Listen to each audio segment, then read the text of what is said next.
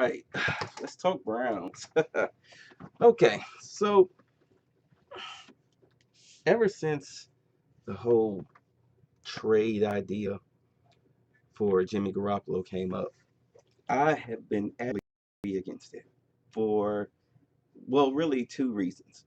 One, a game and a half, 6 quarters does not equal a great quarterback, as we've learned with other backup quarterbacks who have been traded and went on to do not so spectacular things. And number two, oh my goodness, just that history alone, and plus the asking price for that guy is just too much. Uh, Take a look at, as far as our current era, you have Matt Schaub, who was Michael Vick's backup quarterback, who went to Texas and played 4 years there and was mediocre. And then you had Scott Mitchell, who was Marino's backup, who played one game and then went to the Lions, and oh my God, he was abysmal. Uh, and just to illustrate how worse it can get from there, you have Castle, okay, Matt Castle from New England, who went to Kansas City, and good Lord, that was a disaster. Also, from the Philadelphia Eagles, you have Nick Foles, who went to, of course, Kansas City, and now then he went to the Rams, and now he's being released. Well, he got released from the Rams. Oh my goodness. Who was the other one? There was another backup quarterback. Oh, Matt Flynn, who was the backup in Green Bay, who had that one game, good game against Detroit in the season finale, who threw for 400 yards and I think 4 touchdowns, and then he wound up going to Seattle and being cut there, beat out by Russell Wilson. There's just a long-standing history. Oh, and also let's take a look at Tyrod Taylor, who, although he didn't play he didn't play spectacular when he was with Baltimore, but of course he went to Buffalo and had a mediocre career there. Uh, but the clock is still out on him because at least he was able to win 7 games in Buffalo like 2 years in a row. Uh, but that does not make him or any other backup quarterback worthy of being traded for a number 1 pick or a number 2 pick or anything like that. It's basically what you're dealing with here. You're dealing with a situation where I really think that the Browns should, if you really want him, wait till next year. And look at it like this: if you trade anything over a number 3 pick for Jimmy Garoppolo, who's only under contract for 1 more year, what are you going to get out of him? All right, let's say you get 1 year of service from him. Let's say he winds up playing spectacularly, and you've traded a number 1 pick or number 2 pick or 2 number 2s for Garoppolo, and then at the end of the year he decides he wants to leave. What are you going to do? Franchise tag him? Because if he plays a year and he wants to leave, obviously he's not happy with his situation. So you franchise tag him for 1 year, then he's stuck here. He plays 1 more year, and then he goes to leave again, and you franchise tag him one more time. All right, that after that second franchise tag, you can't franchise tag him anymore. So basically, you've wasted what 3 years of his life, of his playing career. Is that something that an organization will be proud of? And let's say you do trade a number 1 or 2 number 2s or anything for him, and he, of course, turns out to be all the other backup quarterbacks who had one good game of success or a couple of games of success, who have been traded to other teams and failed miserably. What if he turns out to be like that? And then you're destroying the franchise, you're going to implode it, and you're going to have to rebuild all over again. Is that what you really want to do? Cody Kessler. and I've said this. I've said this. I mean, he was a rookie last year. So he's going into his second year, of course, this year. He wasn't bad. He threw 6 touchdowns with 2 interceptions, 1,300 yards. Uh, he only played in what? It's 9 games. All right. So outside of him getting knocked out of a few games because of how bad the offensive line was, he didn't really have bad games. And the biggest knock on Kessler is that he doesn't throw the ball down the field. That's a confidence thing. And I think that can be worked on in the off season and in training camp and the OTAs.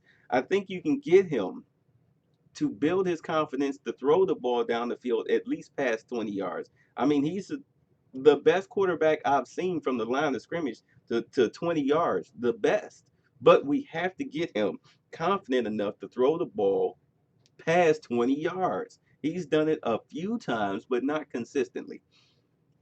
But again, understand again, he was just a rookie. He was trying hard not to make a mistake. So as he gains more confidence coming into next year, I say stand pat on your quarterback situation right now. All right. If you have to draft anybody, maybe draft Webb later in the draft to be the third string quarterback. I don't think that Robert Griffin the third is the answer. I mean, you can have a quarterback battle between Kessler and RG3 and have Hogan be the third stringer or maybe the second stringer if you decide to draft another quarterback and he actually plays well in your system and actually earns the right to be on the team, unlike a few of the rookies that the Browns drafted last year who should have been cut. Because, I mean, let's look at it. All of the wide receivers taken, only Ricardo Lewis uh, show promise. I mean, Red Hall, is it Red Hall? Well, he broke his ankle in the first preseason game, and he showed promise. He showed grit and determination, but the rest of them were not out there. They were just bodies. So some of those guys should have been cut, especially when you had Taylor Gabriel out there, who, of course, as we saw, was playing in the Super Bowl. I mean, we can go back to how many Browns players were in the Super Bowl all we want to, but still, that was a player that you should have kept. But you wanted to give your rookies a shot who really should have been cut. A few of them should have been cut in at the wide receiver position. But we're talking quarterbacks. So I would say give Kessler another year, let Garoppolo sit in New England, or let somebody else snatch him up for a year. And if he re-signs with them, that's fantastic. If he doesn't, then you still have a shot at him. Personally, if you really want to seriously upgrade the position, if the Redskins don't franchise tag Kirk Cousins, I would go after him. I would definitely go after Kirk Cousins without a doubt, because when he was coming out of college, I watched his last game, his bowl game, and he won that game with a drive that was Joe Montana plus John Elway meshed together. He made a Joe Elway. He was running, he was throwing, he did whatever he needed to do to win that sorry, not Super Bowl, but to win that bowl game, and he did it on the final drive. He did it. It was the grittiest drive I've ever seen a quarterback do in college. All right. Where he wasn't the best player on the field, where he just had to get it done. He was just, I mean, let's be honest, he's an average player and he's an average talent, but he has an above average mentality. All right. Where when you need to make plays, he will make the play. He doesn't try to kill you with the big mistake. That's the beauty of Kirk Cousins. And I was like, hey, the Browns need to draft him.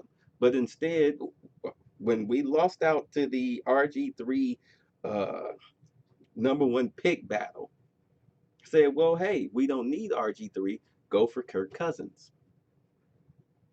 But instead, we bypassed them, and the Redskins got RG3 and Kirk Cousins. Now we have RG3, and we're looking like, oh my God, we have RG3. So who knows? But that's who I would go after. Now,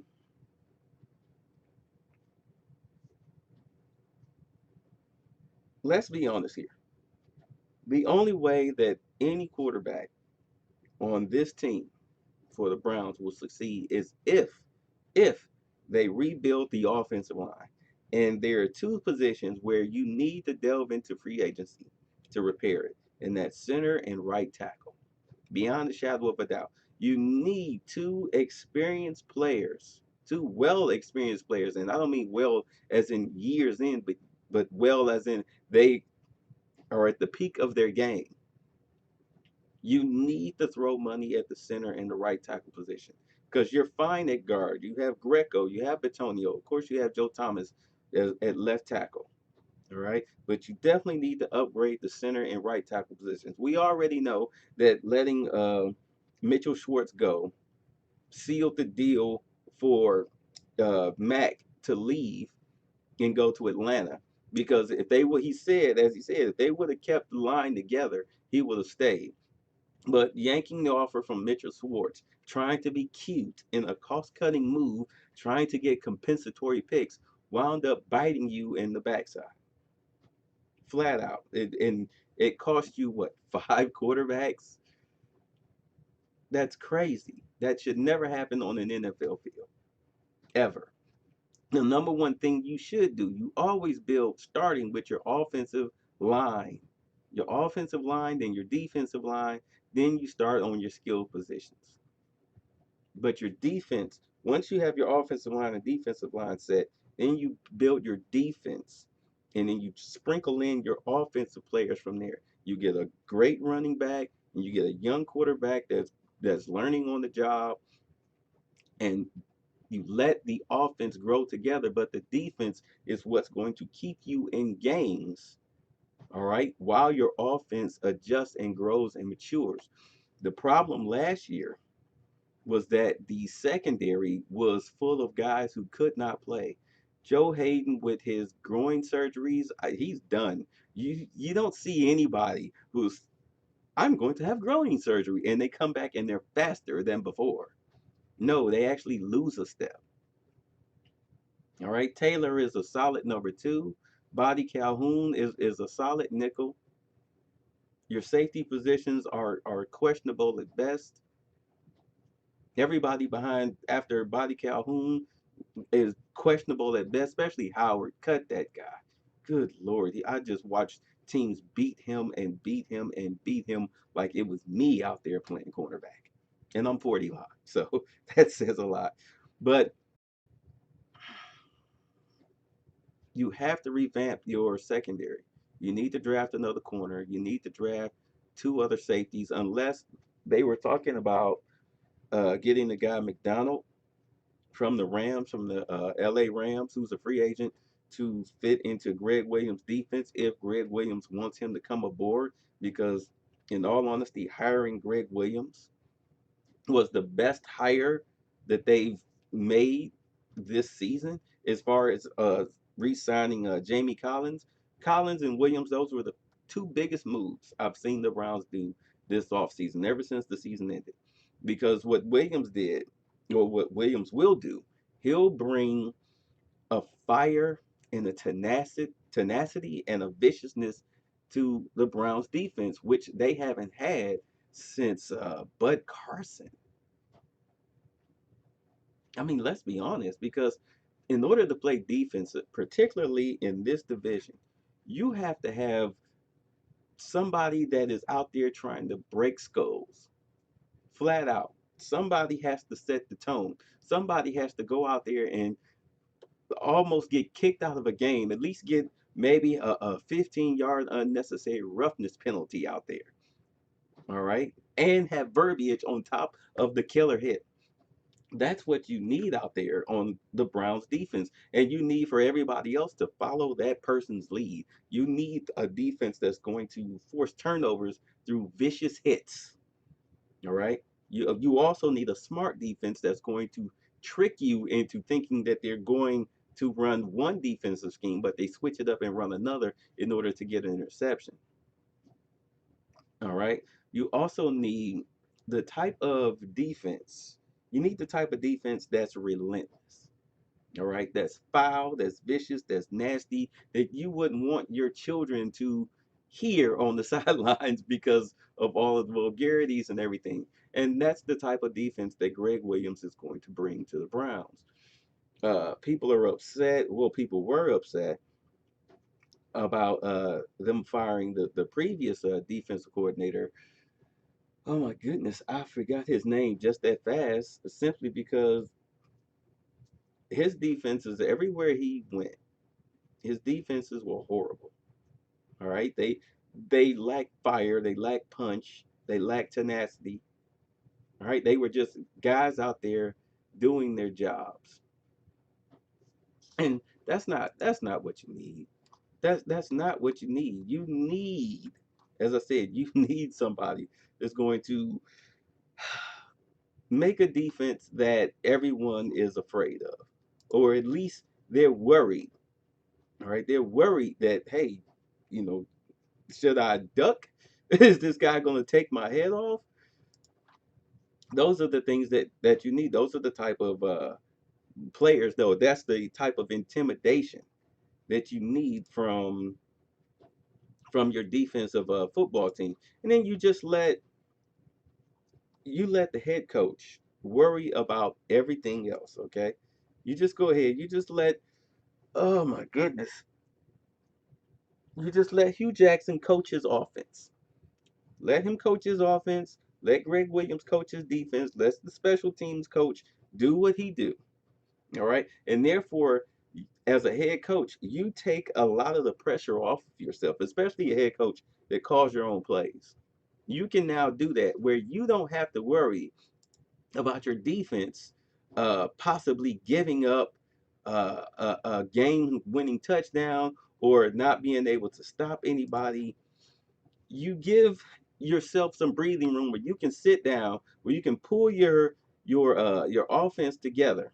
You say, "Hey, come here, everybody, come here, come in, come in," and then you pull up the whiteboard, and then you can do the teaching aspect because you know that your defense is in good hands, and therefore you can draw up the plays and take advantage of certain situations that you're seeing in the games. All right, from the other team, where that you can exploit. Last year, he just couldn't do that. He just couldn't do that, and it's just horrible. It was just horrible. Just watching them play, it hurt my feelings. So pretty much, that's where we are. That's where we'll go from there. We'll see what happens when free agency starts. Right? We'll see what happens during the draft, and of course, right before the draft, I'll be back. We'll do a free agency show, and we'll go from there. But no on Garoppolo. Let him stay right where he is in New England, or let another team be a sucker and trade for him. All right. I'll talk to